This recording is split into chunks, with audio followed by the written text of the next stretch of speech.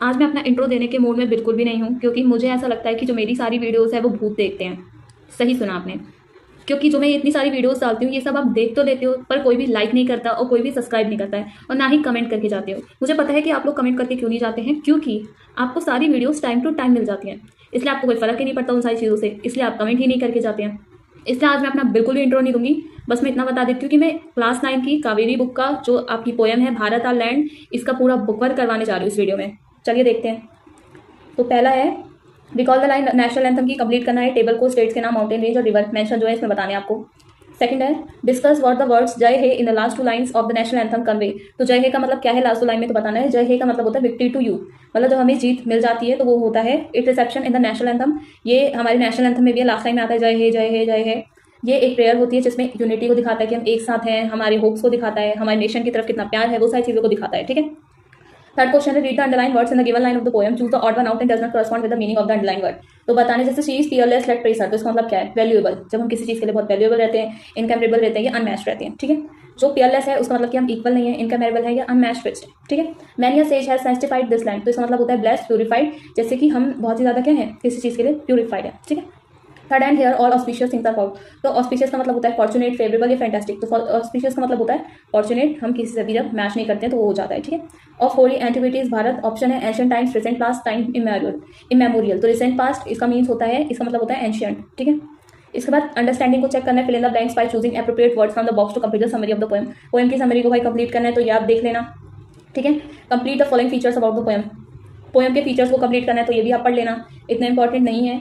Personification के example बताने हैं, तो देखो मैंने इसमें लिख दिया है, आप देख लेना। What is the impact of the refrain she is fearless like pressure, तो इसका मतलब क्या है, तो जब हम इंडिया को सेलिब्रेट करते हैं तो वो दिखाना। ठीक है। फिर उसके बाद ये जो पोएम है ये चैंट लाइक है। ठीक है। या फिर और चीज़ें बताऊँ कि एक इमोशनल चीज़ को प्रेफर, मतलब इमोशनल चीज़ को बता रही है। जैसे अगर हम नेशन के बारे में बात करें, जो इस पूरे चैप्टर में बताया गया है, ये इमोशनल चीज़ है कि वहाँ पे सन्स होते हैं या फिर बहुत सारे शोल्डर्स हैं जिन लोगों ने क्या करा है, हम लोगों के लिए बलिदान दिया है, तो ये सारी चीज़ें हैं। ठीक है।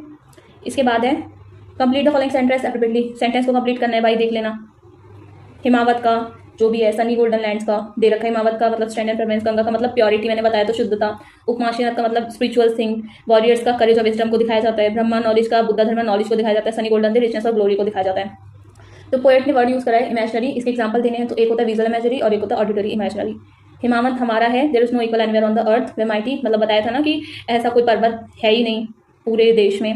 और ऑडिटरी इमेजनरी जैसे कि किसी इमेज को दिखाता है जब चैंट करते वगैरह, इन सब चीज़ों को। ठीक है। फिर इसके बाद इम्पैक्ट बताओ, हाइफन्स का यूज होता है फर्स्ट स्टैंजा में, तो ऑप्शन है ट्रू और फॉल्स बताने भाई आपको।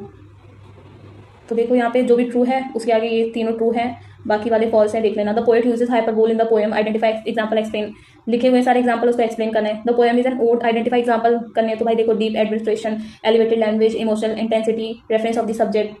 फिर इसके बाद अल्यूशन दिखाना है पोएम का। देखो मैं आपको ये सारी चीज़ें समझा सकती थी, बट प्रॉब्लम ये कि वीडियो बहुत ज़्यादा लंबी हो जाएगी, इसलिए मैं आपको थोड़ा थोड़ा बता दे रही हूँ। ठीक है। फिर इसके बाद क्रिटिकल रिफ्लेक्शन दिखाना है, एक्सट्रैक्ट को रीड करना है। द माइटी मार्स इज यार, there is no equal anywhere on the earth, the general Ganga is arts which other river can not match. तो ये सारी चीज़ें मैंने आपको बताई थी, मैं सारी चीज़ें आपको समझा चुकी हूँ ऑलरेडी, तो अगर मैं आपको दोबारा समझाऊंगी तो वीडियो लंबी होगी खाली। ठीक है। सेंटेंस को कंप्लीट करना है। माइटी का मतलब क्या है, तो माइटी का मतलब इमेंस साइज, पावर, स्ट्रेंथ, ताबड़ी, ये सारी चीज़ें हैं। ठीक है। चूज द करेक्ट ऑप्शन है।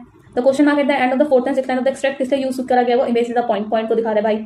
फिर पोएट ने यूज करा था word generous describe the Ganga, तो बताया था ना कि जो गंगा है वो वाटर ऐसी है, प्यूरिफिकेशन को दिखाता है। ठीक है। और मैंने आपको इसका पूरा बताया भाई। Why was the movement of the river been describe as graceful, river की मूवमेंट को ग्रेसफुल क्यों दिखाया गया है, जो वर्ड ग्रेस है वो स्पिरिचुअल डायमेंशन दिखाता है, और जो गंगा है वो गॉडेस को दिखाती है, गंगा देवी को। ठीक है। फिल इन द ब्लैंक है भाई, फिल इन द ब्लैंक देख लीजिएगा आप।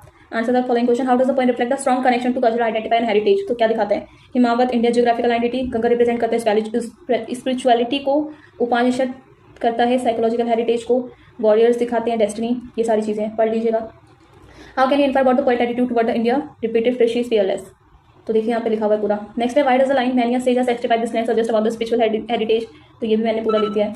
पोएट कनेक्ट करता है वॉरियर से म्यूजिक से कैसे, जो वॉरियर्स यहाँ पे रहते थे वो किसको दिखाते हैं, मार्टियल हेरिटेज को, स्ट्रेंथ को, करेज को, ये सारी चीज़ों को दिखाते हैं।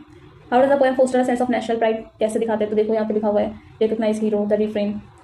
अब कंटेक्स्ट की वोकेलरी है, ये सारी आप देख लेना। फिर उसके बाद है मीनिंग और सेंटेंसेस, सफिक्स लगाने शायद आपको इसमें।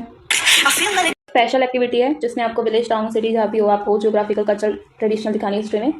इसके बाद देखते हैं इसमें क्या है। One thing that I find truly wonder about my village, तो ये सारे नोट्स है, ये सैम्पल आंसर आपको बनाने हैं सिटी ऑफ चंडीगढ़। तो देखो सैम्पल रिस्पॉन्स 1 दे रखा है, 2 दे रखा है, 3 दे रखा है। राइटिंग टास्क है, आपको एक पैराग्राफ लिखना है, place that visited which has stayed in your memory. मतलब आपको एक ऐसी जगह बतानी है जहाँ पे आप गए हो और वो चीज़ आपकी मेमोरी बन गई हो, मतलब वो जगह इतनी अच्छी हो।